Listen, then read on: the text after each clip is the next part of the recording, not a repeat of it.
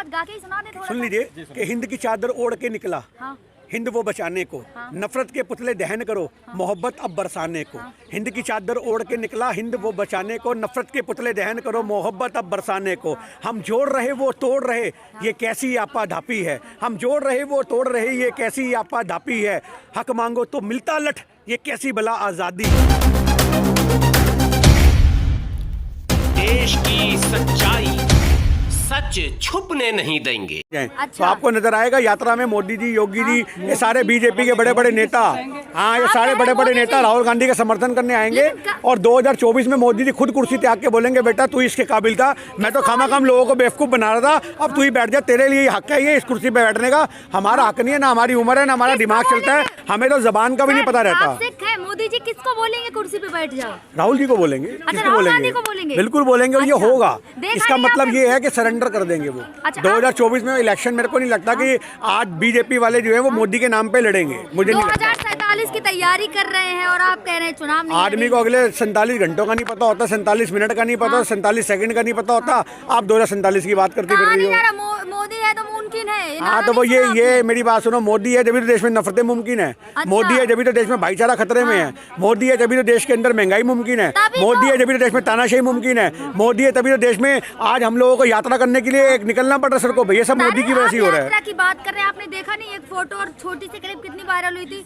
लोग कह रहे हैं कि हम तो राखी वाला फोटो देखना चाह रहे थे, तो किस वाला आ गया? कौन सा किस वाला आ गया? जो राहुल गांधी और प्रियंका गांधी का एक फोटो बहुत ज्यादा वायरल। शर्म आनी चाहिए। आपको भी सवाल पूछने में शर्म आनी चाहिए, मुझे ऐसा लगता है। हाँ। मुझे ऐसा लगता है कि आज जो जिन लोगों को ये चीजें बोलने में शर्म नहीं आ रही, तो मुझे लगता है कि आपको सवाल में भी पूछने में शर्म आनी चाहिए कि एक भाई बहनों को आप किस हिस्से में देख रहे हो। ब्लू टिक वाले पूछ रहे हैं। मैं तो कह रहा हूँ, मैं कहता रहा हूँ आपको ये चीज, मैं क्या कह रहा हूँ इस पर हम कमेंट ही नहीं करना चाहेंगे। हम इतना कहना चाहेंगे कि नीच लोग हैं, नीच मानसिकता के लोग हैं, मेरी बात समझ लेना। इनको तो शायद सोचना चाहिए कि अपने घर जाकर के पहले अपनी अम्मा से पूछें कि अम्मा हम तेरी पेट से पैदा हुए हैं कहीं और से हुए हैं। ये पूछना चाहिए इन लोगों को जो ऐसी बात करते हैं, जो भाई बहनों के अंदर ऐसी चीज ढूंढते हैं।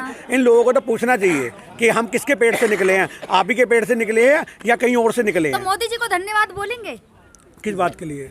कि कश्मीर के जो हालात हैं आज उनकी वजह से, तभी तो राहुल गांधी जा रहे हैं कश्मीर। बहुत बढ़िया बात कर रहे हो आप। सारे कश्मीरी पंडित सड़कों पे बैठे हैं, मोदी जी की वजह से बैठे हुए हैं। कश्मीरी पंडित वहाँ पे अपने हकों के लिए मांग रहे हैं, मोदी जी के लिए मांग रहे हैं। आज जितनी बार भी कश्मीरी पंडितों का पलायन हुआ, प्रताड़ित हुए, दोनों बार भाजपा की सरकार रही, इस बार पूर्ण समर्थन से है। और 1979 में इनके, मेरी बात सुन लो, आप प्लॉट खरीदे जाके कश्मीर, आप खरीदो, आप प्लॉट जाके, हमारे पास पैसे नहीं बचा, हमारे पास दूध खरीदने का पैसा नहीं बचा, प्लॉट खरीदने की बात कर रहे हो। नंगा कर दिया देश को इन्होंने, आप बात कर रहे हो। देश में आदमी के पास घर में आटा लाने के पैसे नहीं बच रहे, प्लॉट क्या खरीदेगा? हाँ, प्लॉट बेचने की जरूर नौबतें आ चुकी हैं। हिंदुस्तान की आधी आबादी अपने प्लॉट के कागज लेकर के 50 गज से 25 गज के मकान में आ रही है, 25 गज वाले 12 गज के मकान में आ रहे हैं, और 12 गज वाले सड़क पे झुग्गी डाल के रहने को मजबूर हो रही है। हिंदुस्तान बनता जा रहा है, इसी को बचाने की हमारी लड़ाई है। ये कह रहे हैं कि पहले राहुल गांधी या फिर कोई और नेता कश्मीर जाने से थोड़े घबराते थे, लेकिन जब से मोदी सरकार आई है, आप कश्मीर जाइए घूमे, तभी तो राहुल गांधी जा रहे हैं। आप मोदी को बोलो कितनी बार जाते हैं वहाँ पे कश्मीर में? अमित शाह कितनी बार जाते हैं इनके मोदी के मंत्री, कितनी बार जाते हैं वहाँ पे? अमित शाह जी, आप मेरी बात सुनो ना, एक बार जाने से क्या हो जाएगा? बिना सिक्योरिटी के घूमो, अगर इतनी सुरक्षा है वहाँ पे, आप बिना सिक्योरिटी के वहाँ पे घूम के दिखाओ। आप समझो इस बात को, ये वही लोग हैं, मेरी बात सुनो। आपको संगठन के लोग, चाहे वो आतंकवादी संगठन के लोग आपको हर जगह देखने को मिलेंगे। वो कश्मीर की बात नहीं है, वो हिंदुस्तान के कोने कोने में है। आप उन्हें खदेड़ो, आप सरकार में हो, आप सत्ता में हो, आप किसी बंदे को जाति धर्म के आधार पर टारगेट मत करो। आप पकड़ो उस इंसानों को कि जो संगठन ऐसे चलाने वाले लोग हैं। हमारा देश मजबूत सिर्फ एक ही हालात में हो सकता है, वो हालात हैं भाईचारे की बात करो, नफरत के पुतले दहन करो। हमारा कल गाना रिलीज हो रहा है हिंद की चादर, और हम चाहेंगे लोगों से वो जाके सुने, और उसमें आपको लाइनों के माध्यम से पता लगेगा राहुल गांधी के लिए, भारत जोड़ो यात्रा के लिए वो डेडिकेटेड सॉन्ग है मेरा, हिंद की चादर। और ये हिंद की चादर जो है, ये हमने राहुल गांधी जी के लिए शब्द यूज किए। राहुल गांधी के लिए जब डेलीकेट है तो आज गा के ही सुना दे। सुन लीजिए कि हिंद की चादर ओढ़ के निकला, हिंद वो बचाने को, नफरत के पुतले दहन करो, मोहब्बत अब बरसाने को। हिंद की चादर ओढ़ के निकला, हिंद वो बचाने को, नफरत के पुतले दहन करो, मोहब्बत अब बरसाने को। हम जोड़ रहे वो तोड़ रहे, ये कैसी आपा धापी है। हम जोड़ रहे वो तोड़ रहे, ये कैसी आपा धापी है। हक मांगो तो मिलता लठ, ये कैसी भला आज़ादी है। अग्निवीर के फायदे बादशाह, उनको भी समझाओ तो अग्निवीर के फायदे बादशाह उनको भी समझाओ तो, लटक रहे जो फंदों पे उनको जरा बचाओ तो। छोटी छोटी बच्चियां यहाँ शिकार बन जाती हैं, क्यों लिपट के फिर कफन में एक सवाल बन जाती हैं। ये हमारा इसका यात्रा का संदेश है। क्या मैसेज देना चाहेंगे आप लास्ट वीडियो में? हम वीडियो में ये मैसेज है कि तानाशाही के किले तोड़ो। हाँ। तो वो हमारा यही है कि नफरत से मुल्क नहीं चलते। हाँ। नफरत से मुल्क नहीं चलते ए राजा। मेरी बात समझ रहे हो? बात, नफरत से मुल्क नहीं चलते है राजा। प्यार का संदेश बांटो, देश को मजबूत करो, भाईचारे की बात करो, और जो नफरत बांटने वाले लोग हैं इनका बायकॉट करो। ये हमारी यात्रा का संदेश है, गाने का संदेश है कि मोहब्बत की दुकानें गली गली में खुलनी चाहिए। और मोहब्बत की दुकानों से मतलब ये है कि भाईचारा जो है हर गली के अंदर कायम होना चाहिए। उसी को यात्रा का हमारा संदेश है। दुकान की तो बात नहीं कर रहे, गली गली खुलनी चाहिए। एक बड़ी दुकान वायरल है जिसपे लिखा है, राहुल गांधी का फोटो भी लगा, मोहब्बत की दुकान। पानीपत में थी वो। हाँ। हम यात्रा में थे और हमने उस दुकान को जाकर के हमारे सामान भी खरीदा। हमें बड़ा अच्छा लगा कि जो देश में नफरतें हैं, क्योंकि कोरोना काल में तो हमने ये भी देखा है कि लोगों को, सब्जी वालों के भी आधार कार्ड देखे जा रहे थे। टमाटर बेचने आए, मूली बेचने आए, पहले आधार कार्ड दिखा तो हिंदू है या मुसलमान है, आप समझो। तो आज हमारा जो मकसद है वो यही है कि दुकान पे मोहब्बत का पैगाम होना चाहिए। धर्म देख करके आलू प्याज टमाटर गोभी की बात करने वाले लोग भूखे मर जाएंगे हिंदुस्तान के अंदर अगर ऐसे वो ढूंढ ढूंढ के उगा के खाने वाले लोग हो गए। क्योंकि आपके घर में किस गेहूं का आटा पिस करके आया है, आप दुकान तो दिखा सकते हो कि हिंदू की दुकान से आटा खरीद के लाई हूं, पर किसके खेत में होगा ये आप पता नहीं लगा सकते। इसलिए मोहब्बत की बात करो, भाईचारे की बात करो, नफरतों का बहिष्कार। पेट्रोल भी जीएसटी में आ रहा था, आप समझो, पर इनके जीएसटी के दायरे में तो ऐसी चीजें आ गई जो आज लोगों को हजम भी नहीं होती।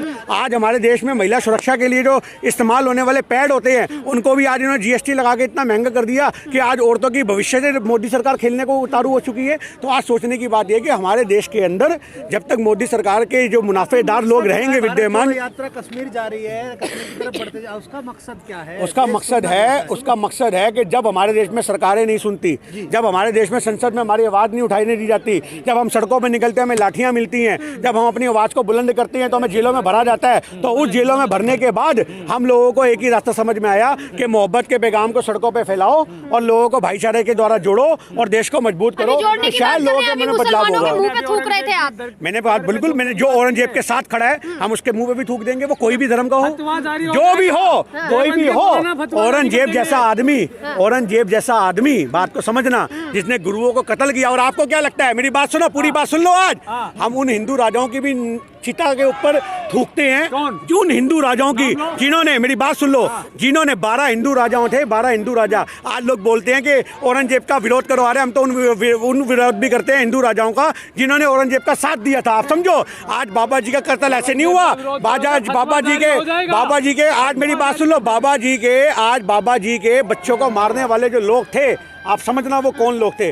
बाबा जी के बच्चों को मारने वाले लोग उन हिंदू राजा भी थे शामिल जो औरंगजेब के साथ मिल गए थे, जिन्होंने पूरी खबर दी, औरंगजेब का। आपको इतिहास पता नहीं, आप बात करते हो, आपको इतिहास पता नहीं है। आप किसी पाठी साहब का, मेरी बात सुनो, आप किसी पाठी साहब के पास जाओ, वो आपको इतिहास बताएंगे सिख धर्म का कि 12 हिंदू राजाओं ने, सुन लो पहले पूरी बात, 12 हिंदू राजाओं ने औरंगजेब का साथ दिया था, तब जाकर के बाबा जी का कत्ल हो पाया। आप समझो, ये 12 हिंदू राजाओं ने क्यों चुगलखोरी की, क्यों मुखबरी करी। जहाँ जहाँ बाबा जी गए इन्होंने वहाँ पे बताया कि यहाँ पे पहुँच गए गुरु गोविंद सिंह जी, यहाँ पे इनका परिवार है। उनके परिवार को तितर बितर करने वाले हिंदू राजा थे, औरंगजेब के दरवाजे पे जाकर के जो गुलामियां करते थे। तो आज आप बदनाम कर रहे हैं। हाँ, तो बिल्कुल बदनाम के कर रहे हैं, वो इसी लायक है। मैं क्या कह रहा हूँ, आज वो इसी लायक है, आज इसी लायक है। तो आप ये ज्ञान आप अपने पास रखो। जय श्री राम। राम हमारे दिल में है, राम हमारे तन में है, राम हमारे मन में है, अल्लाह हमारे, मेरी बात सुन लो, अल्लाह हमारी रग रग में है और वाहिगुरु हमारे साथ हैं। हम भारत हैं क्योंकि हम भारत हैं, आप समझो इस बात को। मुझी में कुरान है, मुझी में गीता है, आप समझना, मुझी में बाइबल है, क्योंकि मैं हिंदुस्तान हूँ, मैं पूरा देश हूँ। वो मैं धर्म की बात कर रहा हूँ, आज जब एक इंसान की बात होती है, इंसान तो किससे चलेगा, इंसान इंसानियत से चलेगा, इंसान इंसानियत से चलेगा, देश संविधान से चलेगा। ये दो बातें आपको समझने की जरूरत है। इंसान के लिए इंसानियत होनी बहुत जरूरी है, और देश के लिए संविधान होना बहुत जरूरी है। और आज उस संविधान को बचाने के लिए यहाँ पे लोग जंतर मंतर पे धरने प्रदर्शन कर रहे हैं, और धर्म को और इंसानियत को बचाने के लिए आज राहुल गांधी देश को बचाने के लिए सड़कों पर है। जिस एक भारत जोड़ो यात्रा का संदेश है, वो देश में धर्मों को बचाना भी है, वो संविधान को बचाना भी है, वो लोगों के लिए न्याय की आवाज़ उठाना भी है। जय हिंद, जय भारत। मैं गिन्नी साहनी।